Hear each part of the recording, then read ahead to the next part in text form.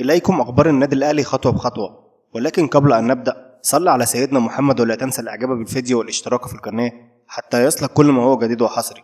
تصريح من محمد ربيعة مدافع سموحة عبر اون سبورت: مثل الأعلى كمدافع محليا هو محمد عبد المنعم، وإمام عاشور أفضل لاعب في مصر في الفترة الأخيرة، لاعب مختلف وبيفرق جدا في الملعب. المتحدث الرسمي لنادي الزمالك: ليس هناك أي قرار لبيع أحمد فتوح، وما تردد غير صحيح تماما.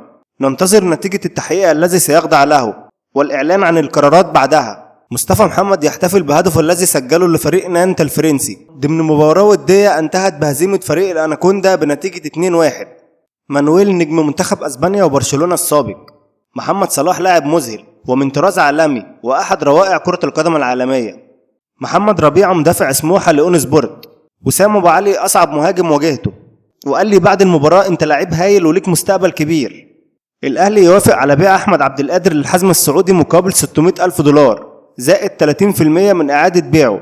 في النربخشة التركي ليلا كورة: لا نية لفسخ عقد عمر فايد ولا صحة لانتقاله للأهلي أو الزمالك. تغريدة من محمد هاني على منصة إكس: بسم الله الرحمن الرحيم، وكل اعملوا فسيرى الله عملكم. صدق الله العظيم. هناك اتصالات هاتفية من جانب الأهلي للاستفسار عن إمكانية التعاقد مع يحيى زكريا لاعب غزل المحلة. الجهاز الفني لمنتخب مصر يشترط مشاركة الثنائي إمام عاشور ومروان عطية في المباريات من أجل الانضمام لمعسكر شهر سبتمبر المقبل. الأهلي يعتذر للحزم ويبلغه بأن ديانج ليس للبيع. أرسل النادي الأهلي خطابا اليوم إلى نادي الحزم السعودي يأكد فيه على أن اللاعب أليو ديانج ليس معروضا للبيع ولا نية للتفريط فيه. جاء ذلك ردا على طلب نادي الحزم شراء اللاعب خلال فترة الانتقالات الصيفية الحالية. وسام أبو علي اقترب جدا من الرحيل عن الأهلي. مصدر من الأهلي لكورة بلس: كولومبوس كورو الأمريكي يرفع عرضه لضم وسام أبو علي إلى أكثر من 7.5 مليون دولار، وقيمة الصفقة قد تصل إلى 8 مليون دولار، بالإضافة إلى 1.5 مليون دولار إضافية بجانب 15% من إعادة بيع اللاعب. حسين الشحات اشتكى من آلام عضلية خفيفة خلال تدريبات الأهلي في تونس. الجهاز الطبي وضع برنامج علاج تأهيلي لتجهيز اللاعب للعودة للتدريبات.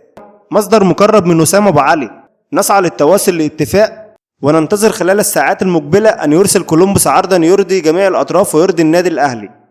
أحمد عبد القادر بقميص الزمالك: لقطة ربما نراها قريبا. سيد عبد الحفيظ مدير الكرة السابق بالأهلي: لو اختار حمدي فتحي الانتقال إلى بيراميدز فلن يغير ذلك رأيي فيه كلاعب جيد، وفي نفس الأمر ينطبق على أحمد عبد القادر. هو اختار طريقا مختلفا وهو حر في قراره، وأكرر للمرة المليون: خد حقك، لكن من يهدد بالرحيل أقول له مع السلامة. الاتحاد الفلسطيني لكرة القدم يحذف بيان دعم وسام أبو علي. صور من مران الأهلي الأول في تونس استعدادا للموسم الجديد. في النهاية لو عجبك الفيديو ما تنساش تعمل لايك وكومنت وتشترك في القناة حتى يصلك كل ما هو جديد وحصري، وشكرا.